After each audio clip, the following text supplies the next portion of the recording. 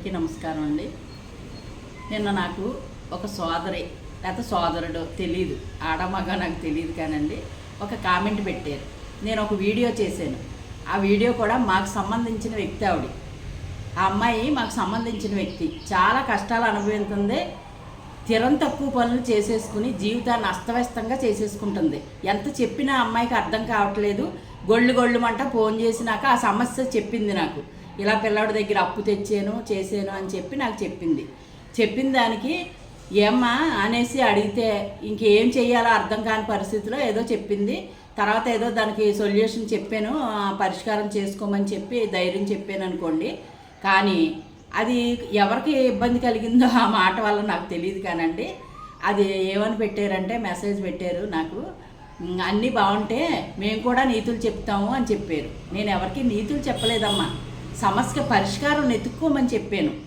అలాగే సమస్య రాకుండా చూసుకోమని చెప్పాను. ఎవరికి జీవితం అనేది వడ్డిచ్చిన విస్తర కాదు. కష్టాలు సుఖాలు అనేవి ప్రతి మనిషికి ఉంటాయి.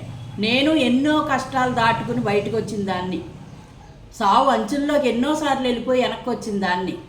కానీ మనోధైర్యం కోల్పోకుండా చేసుకుని ఈ రోజుకి ఇలా మీ ముందు మాట్లాడుతున్నాను అంటే నాకు ఎన్నుపూస లేదు.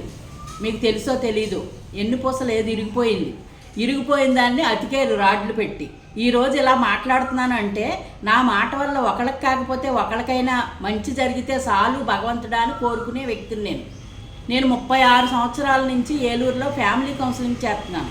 జిల్లా కౌన్సిలింగ్లో ఉంటాను. నేను ఒక మెంబర్. నా దగ్గర రోజు లేదు అంటే మినిమం 10 కేసులైనా ఉంటాయి.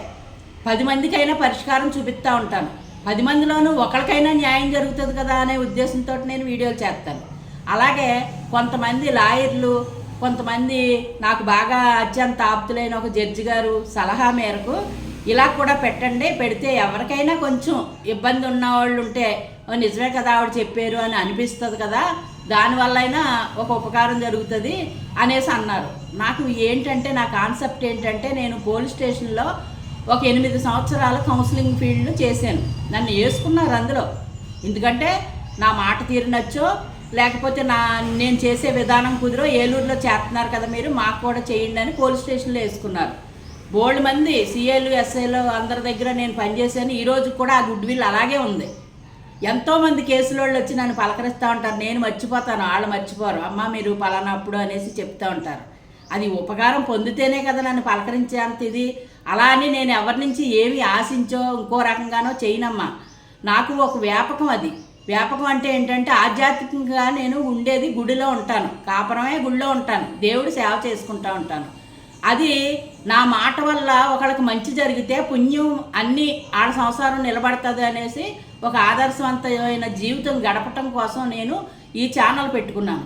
మీకు నచ్చితే చూడొచ్చు, నచ్చకపోతే పోన్లండి, దానికి ఏముంది. అందరికీ నచ్చాలని ఏమీ లేదు కదా. ఎవరికైనా సరే ఎవరి ఇష్టానుసారం వాళ్ళు ఉంటారు. కానీ మనకు పగ్గాలు వేసుకుని ఆపుకోకపోతే కళ్ళు లేని గుర్రంలాగా అయిపోతుంది జీవితం. దానికోసం అని చెప్పాను. ఏమండి, ఒక్కొక్కళ్ళ రాత ఒక్కొక్కళ్ళలాగా రాసి ఉంటుందని నాకు కూడా తెలుసు. కానీ కష్టాలు వచ్చినాయి కదా అని మనం ఎలా పడితే అలా మసిలేమనుకోండి, దాన్ని ఇంకా పెంచుకున్న వాళ్ళం అవుతాం కదా అని ఉద్దేశంతో నేను వీడియో చేశాను.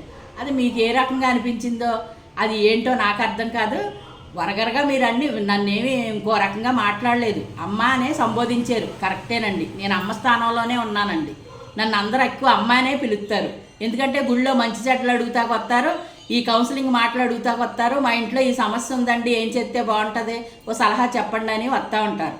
అలాగే కోర్టులోనూ బార్ అసోసియేషను సెలెక్ట్ చేసి నన్ను లేడీ కౌన్సిలింగ్ జరిగే దాంట్లో సెంటర్లో నన్ను ఒక మెంబర్గా కొంతమంది లాయర్లు రికమెండేషన్ చేసి వేసారు. అంటే నాకు టాలెంట్ ఉంటేనే కదా కోర్టులోను పోలీస్ స్టేషన్లోను ఏలూరు జిల్లా కౌన్సిల్లోనూ చేయగలుగుతున్నానంటే ఎంతో కొంత కొంచెం మీకన్నా కొంచెం జ్ఞానం ఉంటేనే కదమ్మా నేను చేయగలుగుతాను, లేకపోతే చేయలేను కదా.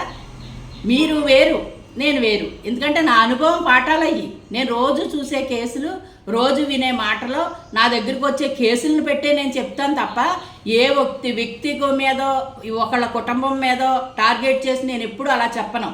జరుగుతున్నాయి, జరిగిపోయాయి, ఇలా జరుగుతున్నాయి కనుక ఇలా ఉంటే బాగుంటుందనే ఉద్దేశంతో నేను చెప్తూ ఉంటాను. అంతే తప్ప ఎవరినో ఇబ్బంది పెట్టేసి నేను సంతోషం పొందేయాలి, నేనేదో కోటీశ్వరురాలని, నాకేదో బోళ్ళంత ఆస్తులు ఉన్నాయి అని మీరు అనుకుంటున్నారేమో. కాదమ్మా, నేను సాదాసీదా గృహిణిని. ఒక ఇల్లాలుగా నా బాధ్యతలు నేను చేశాను. నాకు పిల్లలు వెనకాల, నాకు మనవడు అంతా, నా సంసారం, నేను కూడా బోళ్ళని కష్టాలు పడ్డాను. మీకు తెలుసో లేదో 9 ఆపరేషన్లు చేయించుకుని కూర్చున్న మనిషిలో 100లో ఒకళ్ళు ఉంటారేమో. నేను అది ప్రథమంగా. అంటే నా మంచితనమో భగవంతుడు అనుగ్రహం ఆ రెండు తోడైతేనే కదా ఈ స్థాయిలో ఉన్నాను. అంతేగాని ఎవరిని ఒప్పించో నొప్పించో ఇంకొకరిని ఇబ్బంది పెట్టి నేను ఆనందించాలను అలాంటివి ఎప్పుడు అనుకోనమ్మా. ఎవరు కూడా అందరికీ పళ్ళు నిండా బంగారం పళ్ళాలు ఉండవమ్మా. అందరూ కూడా మనం ఇక్కడ ఇస్త్రాకు దగ్గర నుంచి పెరిగిన వాళ్ళమే అనుకుని బతుకుతాను తప్ప నేను ఇంకొకరిని నేనేదో కలిగి ఉన్నదే అని అనుకుంటున్నారేమో. కాదమ్మా, నాకు బోల్డ్ కష్టాలు సుఖాలు. ఏ రోజుని ఆరోగ్యం బాగోని పరిస్థితిలో ఉన్నా సరే నేను బట్టలు వేసుకుని చక్కగా నీట్గా రెడీ అయ్యి మీ ముందుకు వచ్చి మాట్లాడుతున్నాను అంటే నా కాన్ఫిడెంట్ పెంచుకోవటానికి, నేను 10 మందికి ఉపయోగపడాలన్న కాన్సెప్ట్ ఒకటి, తర్వాత నాకు నేను సేవ్ చేసుకోవటానికి. అంటే నా ఆరోగ్యం బాగోదు, నేను ఇలా ఉంటే నా ఆరోగ్య విషయం మర్చిపోతాను, ఇలా ఉండాలి అని ఒక కాన్సెప్ట్ పెట్టుకుంటూ ఉంటాను. నా దగ్గరికి వచ్చే కౌన్సిలింగ్ గురించి మాట్లాడే ఆ వ్యక్తుల పేరులో ఊర్ల పేరులో నేను చెప్పను, కానీ నా దగ్గరికి వచ్చే కేసుల గురించే మాట్లాడతాను తప్ప ఎవరిని విమర్శించి అయితే మాట్లాడను. ఇలా ఉండాలని వాళ్ళ దగ్గరే చెప్తాను. నేను వీడియోలు చేస్తానని నా కౌన్సిల్ మెంబర్ అందరికీ తెలుసు, కానీ ఏ ఒక్కళ్ళు నొచ్చుకోరు. కరెక్ట్గా మాట్లాడతానని వాళ్ళకి అందరికీ తెలుసును కనుక అందరూ కూడా సంతోషపడతారు. పోలే మా జీవితంలో ఇంకొకరికి అవ్వకూడదు అని పెట్టేరావిడే అని అనుకుంటారమ్మా. మీకు ఏమైనా ఇబ్బంది కలిగిందేమో నాకు తెలియదు, కానీ మళ్ళీ కరెక్టేనమ్మా అనేసి చిన్న ఏదో క్యాప్షన్ పెట్టారు మీరు. కానీ పెట్టేటప్పుడు ఆలోచించండి అమ్మా. నీతులు అని అన్నారు కదా, నీతులు కాదమ్మా ఇవి, జాగ్రత్తలు అంటారు. నీతులని మీరు అనుకున్నారేమో, నేను అనుకోలే. నేను జాగ్రత్తలు అని చెప్పాను. నాకు ఒక కూతురు ఉన్నదనుకోండి, ఆ కూతురు ఎలా మసలాలి, కోడలు ఎలా మసలాలి అలా ఆలోచిస్తాను నేను. కోడల్లోనే కూతురుని చూసుకుంటాను నేను. అలాంటి వ్యక్తిని నేను. మీరు విమర్శించే ముందు కొంచెం ఆలోచించి, అది నీతులు అన్న పదం ఒకటి నాకు ఇబ్బంది అని అనిపించి నేను మీకు వీడియో చేశానమ్మా. మళ్ళీ మీకు ఏదో నేను సంజాయిషి చెప్తున్నానో లేకపోతే ఇంకోటనా అని అనుకోకండి. నా మాట కటువుగా ఉంటుంది, మనసు వెన్నపూసలా ఉంటుంది. ఎదరోళ్ళని నొప్పి తగిలినా తగలకపోయినా నేను మాట్లాడే విధానంలో ఎప్పుడు కూడా ఒక నిజాయితీ అనేది ఉంటుంది. అది మీరు గమనించారో లేదో నాకు తెలీదు, ఆడో మగో నాకు తెలీదు. అమ్మాని సంబోధించి పెట్టారమ్మా మీరు. మీకు రిప్లైగా నేను ఈ వీడియో చేశాను.